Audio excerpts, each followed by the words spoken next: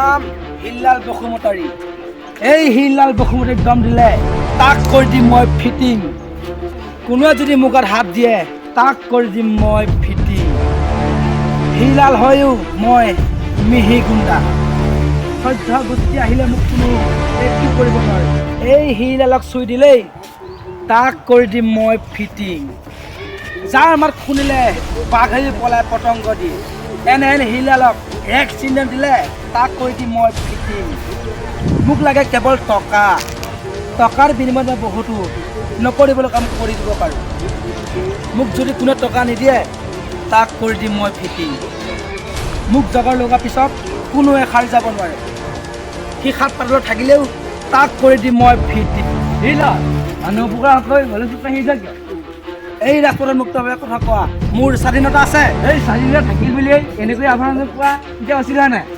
তোৰ নিতালি বচন শুনা মোৰ ধৈৰ্য নাই। তোৰ অভদ্ৰ আচৰণ বাবেই গাঁৱৰ ল'ৰা ছোৱালীবোৰ বেয়া মানুহ হৈছে। এই কথাটো তই এবাৰ ভাবি চাইছ নাই? আনৰ ভালদৰে বিচাৰ কৰিবলৈ মোৰ হাতত সময় নাই। বিচাৰি মোক ব্যতিব্যস্ত কৰি সময়বোৰ নষ্ট নকৰি নহ'লে এই হিল্লালে তাক কৰি দিম ফিটিং।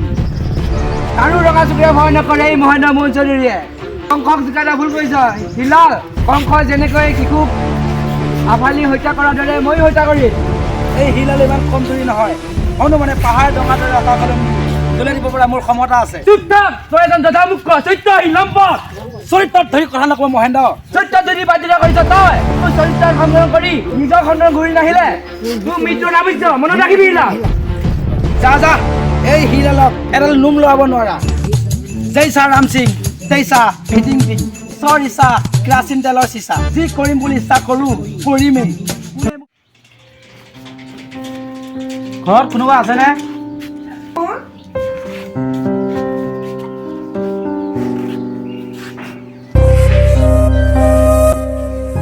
ছাৰ আহকচোন।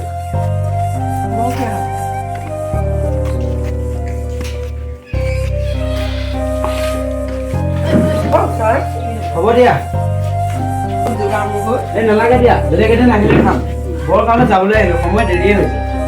হয় নেকি? তাৰ উদ্দেশ্য কওকচোন ছাৰ। এই তোমাৰ ল'ৰা হিল্লাল এসপ্তাহ ধৰি বিদ্যালয়ত অনুপস্থিত আছে। কি কাৰণে যোৱা নাই তাকে জানিবলৈ আহিলোঁ। তুমিতো জানা চৰকাৰে কঠোৰ নিৰ্দেশনা দিছে যে প্ৰতিজন ছাত্ৰ ছাত্ৰীয়ে বিদ্যালয়ত উপস্থিত থকা বাধ্যতামূলক। যদি কোনো ছাত্ৰ ছাত্ৰীয়ে বিদ্যালয়ত পাঠদানত উপস্থিত থাকিব নোৱাৰে, বিদ্যালয়ত পাঠদানত উপস্থিত থাকিব নোৱাৰে, তাৰ কাৰণটো চৰকাৰৰ ওচৰত তাতে দাঙি ধৰিব লাগিব। নহ'লে আমাৰ চাকৰিৰ ক্ষেত্ৰত বিপদ দেখা দিব। সেয়েহে আপোনাৰ আগমনক আদৰণি জনাইছোঁ ছাৰ। কেৱল মাত্ৰ এটাই সন্তান, তাৰ বাহিৰে আগলৈ পিছলৈ বুলিবলৈ কোনোৱেই নাই। আমি বহু কষ্ট কৰি নিজে নাখাই হ'লেও তাক খুৱাইছিলোঁ। আমি বহু কষ্ট কৰি তাক নিজে নাখাই হ'লেও খুৱাইছিলোঁ, নিপিন্ধাইও পিন্ধাইছিলোঁ। তৎসত্ত্বেও সি বিদ্যালয়লৈ যাবলৈ ইচ্ছা নকৰে। তথাপিও সি মাক বাপেকৰ আদেশৰ হিচাপ যাম বুলি ওলাই যায়। ক'ত থাকে কি কৰে নাজানো, কিন্তু ঘৰলৈ সি পুনৰ উভতি আহে। আপুনি কোৱা মতে যদি সি বিদ্যালয়ত উপস্থিত নাথাকে তাৰ অনুসন্ধান কৰিব লাগিব ছাৰ। মোৰ মতে এইটো বৰ বিচাৰ্য বিষয় হৈছে। ময়ো আচৰিত হৈ পৰিছোঁ নমা। বাৰু যাওক, এইকেইদিনৰ ভিতৰতে তাক বিদ্যালয় পঠিয়াই দিবা। নহ'লে এই ৰেজিষ্টাৰ বহীৰ পৰা নামটো কৰ্তন কৰা হ'ব। পিছে মোক বেয়া নাপাবা। এতিয়া যাওক। বেয়া পাই নাযাব ছাৰ। এই নাই নাই, একো বেয়া নাপাওঁ, যাওক।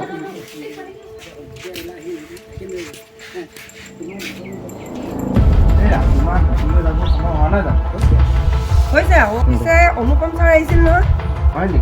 তেখেত বা কিয় বা আহিছিল? এসপ্তাহ ধৰি হিল্লালে বোলে স্কুললৈকে যোৱা নাই। কি পাঠদানত উপস্থিত থকা নাই? স্কুললৈ যাওঁ বুলি সি ক'লৈ যায়? আমাৰ চকুত ধূলি মাৰি দুষ্ট কৰিবলৈ আহিছে সি। আহক আজি তাৰ মজা চাবি আজি মই এতিয়া। এনেকুৱা হ'ব বুলি জানি তাক মোবাইল দিবলৈ হ্ৰাস কৰিছে। কৰোণা ভাইৰাছৰ লকডাউন হোৱাৰ বাবে শিক্ষকৰ পৰামৰ্শ অনুসৰি মোবাইল দিবলৈ বাধ্য হ'লোঁ। মোবাইলতে সকলো বিষয় পঢ়িবলৈ পায়। মোবাইল বেয়া নহয়, কিন্তু তাক সৎ ব্যৱহাৰ কৰিব জানিব লাগে। আমাৰ হিল্লালে দেখোন সি এনি টাইম মোবাইলটোকে টিপি থাকে। পঢ়ন নামে যাব, যি লাই বাঢ়ে বোলে দুপাততে সি কি হ'ব তাৰ লতি পৰি আগতে দেখি। মা চুপ থাক, এখোজো আগ নাবাঢ়িবি। অলপ আগবাঢ়িলেই কথা বিসংগতি হৈ যাব। তই আমাৰ বংশত কলংক সানিল। তোৰ কাৰণে আজি গাঁৱত মুখ উলিয়াব নোৱাৰা হৈছিল। তই আমাৰ মান সন্মান চব শেষ কৰিলি।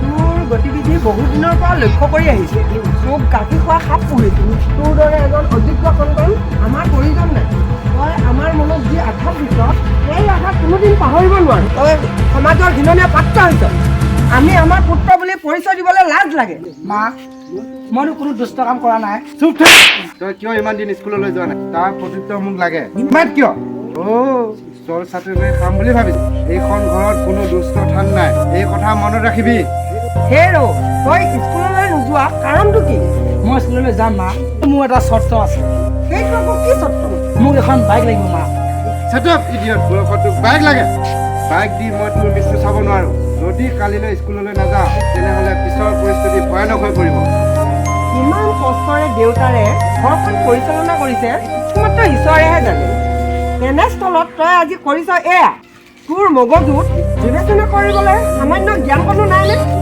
তই মৃত্যু হ'লেও তোক বাইক দিব নোৱাৰো সেইটো মোৰ স্পষ্ট কথা তই আমাৰ পুত্ৰ নহয় এতিয়াই তই মোৰ চকুৰ আগৰ পৰা আঁতৰ হ একেটাত ফৰ্মে তোক আজি মই কৈছোঁ আজিৰ পৰা আহাৰ খাবলৈ দিয়া বন্ধ খাই খাই গৈ এনেকুৱা অবৈধ সন্তান এশজন হ'লেও মোক নালাগে বলক ভিতৰলৈ যাওঁ আহা আকৌ দেৰি নকৰিবা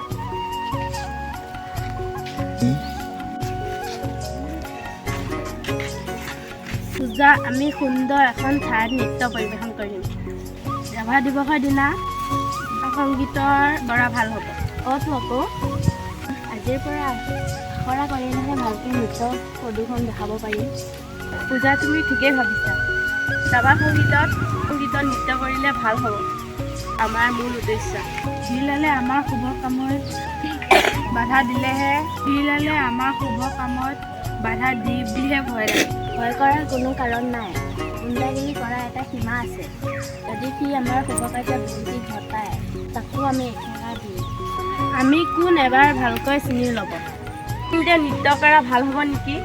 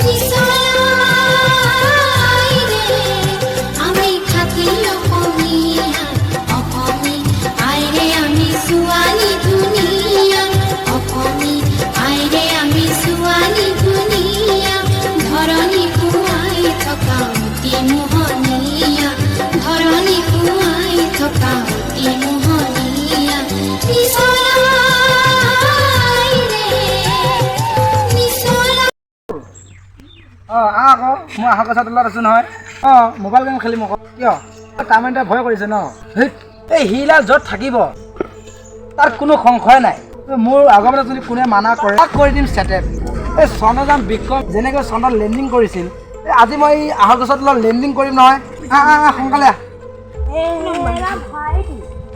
অঁ কি হ'ল কি কোৱাচোন দেখিছাই নহয় ৰ'বা ৰ'বা ক'লৈ যোৱা ছাগলী এনে কেনেকুৱা ৰঙৰ ছাগলী হালধীয়া পিছে মই বগা কলা ছাগলী দেখিছোঁ কিন্তু হালধীয়া ছাগলীটো আজিলৈকে দেখা নাই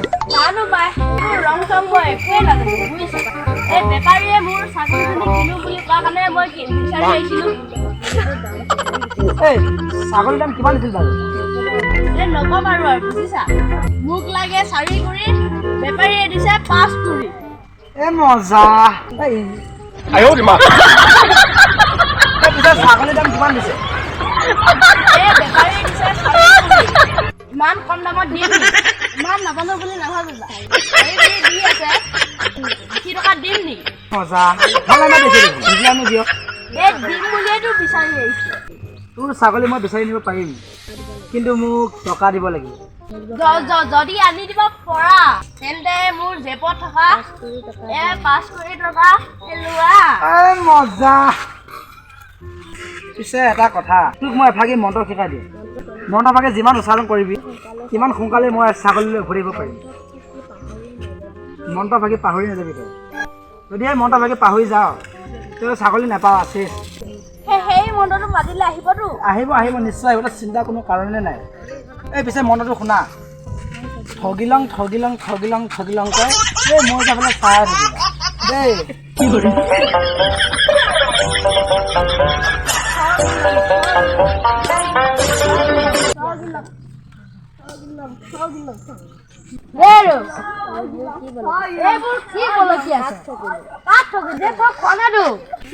পাহৰাই দিলি নহয় মুখৰ আগত চাচোন নেচাই দেখোন নকওঁ কিয় ঠগিলং নকওঁ একোতে নকয় কি হ'ল তোৰ তই মোক শেষ কৰি দিলি নহয় তই পাহৰিয়াই গ'লো মোৰ মনত ৰখা স্মৃতি শক্তি নাই এই খন্তেকতে পাহৰিলো কিয় এইদৰে বলকীয়া চলি আচল কথাটো কচোন এই মোৰ এটা ছাগলী হেৰা এজন ল'ৰা আহি ক'লে যে তোৰ ছাগলী মই আনি দিব পাৰিম তই মোক টকা দে আৰু ক'লে যে নহালৈকে মন্ত্ৰটো উচ্চাৰণ কৰি থাকিম সেইকাৰণে এইদৰে কৰি আছিলো তই যে টকা উভতাই পাবি পালালা ছাগলী যে আহিব পালালা টকা যে উভতাই পাবি বাৰু এইবোৰ এলো তোক কেই ফাটি মাৰো উত্তৰ দিব পাৰিবিতো পাৰিম সেইবাৰে পাৰিম তোৰ নামটোতো কি মোৰ নামটো ক'বলৈ লাজে লাগে নহয় আকৌ তোৰ নাম হেৰেকা কি যে সুন্দৰ নাম এই সুন্দৰ নামটো কোনে দিলে নক'বা আৰু বুজিছা সৰুতে মোৰ নাকৰ পিন্ধা দুটাই যি ভেৰেক ভাৰাকৈ ওলাই থাকে সেইকাৰণে মোৰ নাম হেৰেকা মজা সৰুকালৰ দৰে এতিয়াও ভেক ভাগকৈ ওলাই থাকে নেকি নাই নাকৰ পিন্ধা দুটা 40 মাৰি দিলো নহয় বাপ 40 মাৰি দিলি আকৌ উশাহ কেনেকুৱা কাণেদি মজা তোৰ উত্তৰ শুনি মই উত্তৰ দিব পাৰিছোতো বঢ়িয়া উত্তৰ দিছা আচ্ছা কুকুৰে পানী কেনেকে খায় চুবাই খায় আকৌ উত্তৰটো পালাল গৰু এগা কেনেকে চেলেকি খায় আকৌ উত্তৰটো পালাল ওপৰে যোৱা জানো কি বোলে উৰি যা একেবাৰে পালালা কাল কেই প্ৰকাৰ কাল 3 প্ৰকাৰ খেতি সাপ দুই সাপ অজগৰ সাপ মজা একেবাৰে পালালা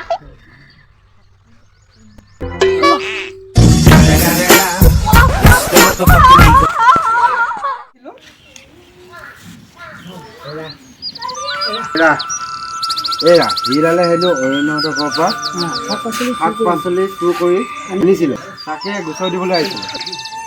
ইয়াৰ পৰা আমাৰ শান্তি নোহোৱা হৈছে। কেঁচুৱাতে নিমখ খুৱাই মাৰি পেলাইহে ভাল হৈছিল। ইমানবোৰ অপবাদ সহ্য কৰিব নোৱাৰা হৈছোঁ। এৰা কথাতে কয় নহয়, কপালৰ লিখন নহয় শুনো। ইয়াৰ দিনকেইটা এনেকৈ ভুগিবই লাগিব, ইয়াৰ গোটন্ত নাই। ভিতৰলৈ যা।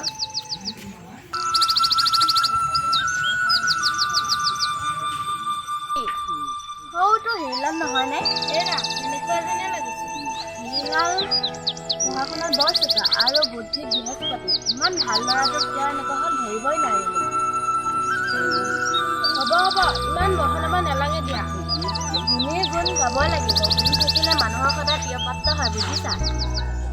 এৰা কথাতে কয় নহয়, লাও যিমানেই ডাঙৰ নহয় তাত অলপ এদিন সি পিতৃ মাতৃ হৈ হ'বই লাগিব।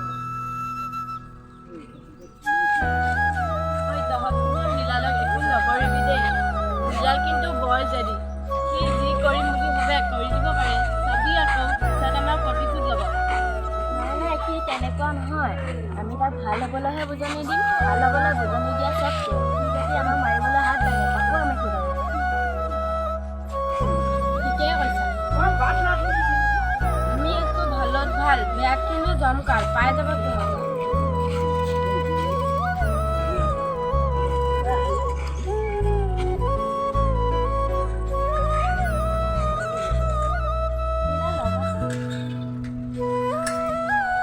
কিবা কথা আছিলে? তুমি দুষ্ট কামবোৰ বাদ দিয়া। এতিয়া পঢ়া শুনা নকৰি এনে কাৰণে সময় কথা কৰিলে এদিন দুষ্ট হ'ব। দুষ্ট কৰা এটা কিমান আছে হিৰলাল? ভাবা জিতা, তুমি ভাবা তেতিয়া মই নহয়। স্কুললৈ যাওঁ নাযাওঁ মোৰে কথা, মোৰ মেথডি ক'বলৈ কোন?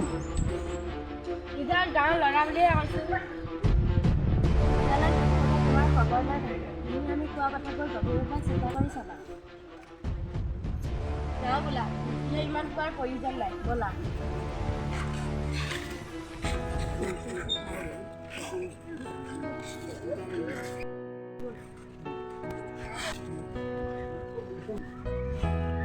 বাবাজী যে কৈছা কথাটো একে মিছা নহয়। মই মোৰ মা দেউতাক মনত কষ্ট দিছোঁ। মই আজি তেওঁ কৈছোঁ যে এজন শিক্ষিত ব্যক্তি হ'মেই। এতিয়া মই মাক কঙিব, মই ঘৰলৈ যাওঁ।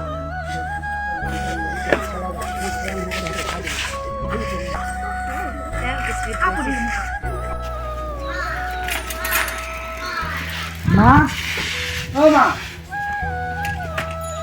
কি হ'ল? মা মই কাইলৈ বোলে স্কুল যাম। সঁচাকৈ যাবিনে? যাম মা, সঁচাকৈ যাম। আজিৰ পৰা সকলোবোৰ বেয়া কাম বাদ দিলোঁ। এতিয়া মই বুজিছোঁ যে শিক্ষা অবিহনে সংসাৰত জীয়াই থকাটো টান। মোৰ মনটো আজি বৰ ভাল লাগিছে। তোৰ মনলৈ এটা ভাল অনুশোচনা আহিছে। আজি শুভক্ষণত তোৰ ভৱিষ্যত মংগল কামনা কৰিছোঁ। ব'ল এতিয়া ভিতৰলৈ যাওঁ ব'ল।